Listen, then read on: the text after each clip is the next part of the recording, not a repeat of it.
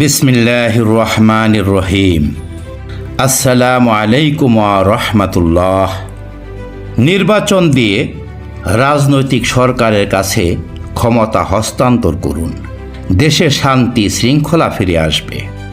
BNP নেতৃবৃন্দের এমন কথা এটাই প্রমাণ করে যে নির্বাচনের মাধ্যমে যতদিন তারা ক্ষমতায় আসতে না পারেন ততদিন তারাই দেশে অশান্তি ও বিশৃঙ্খলা সৃষ্টি করে যাবেন। দেশে শান্তি বা অশান্তি সৃষ্টির মূল চাবিকাঠি তাদের হাতেই। গত 1 বছর ধরে তারা এ কথারই প্রমাণ প্রতিষ্ঠা করে যাচ্ছেন। সাধারণ জ্ঞানের কথা, হয়তো 20 কোটি মানুষের মধ্যে সর্বোচ্চ 1-1.5 কোটি মানুষ বিএনপির নেতা কর্মী বা সমর্থক আছে।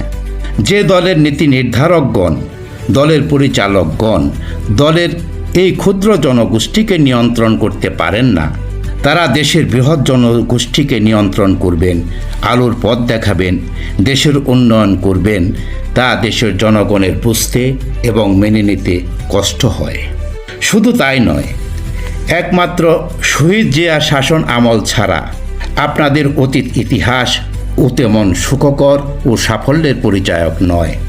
তাই আপনাদের কাছে আমাদের বিনীত অনুরোধ, দেশ ও জাতির কল্যাণের কথা ভেবে দেশ থেকে দলীয়তন্ত্র, আধিপত্যবাদ, ফ্যাসিবাদ, চাঁদাবাজ, সন্ত্রাস মুক্ত না হওয়া পর্যন্ত, দেশের ভঙ্গুর অবকাঠামো দৃঢ় ও মজবুতভাবে প্রতিষ্ঠিত না হওয়া পর্যন্ত, অপরাধীদের ন্যায় বিচার সুনিশ্চিত না হওয়া পর্যন্ত শুধু বল প্রয়োগ করে দেশে একটি নির্বাচন অনুষ্ঠান করে দেশকে অশান্তি ও নৈরাজ্যের দিকে ঠেলে দিবেন না।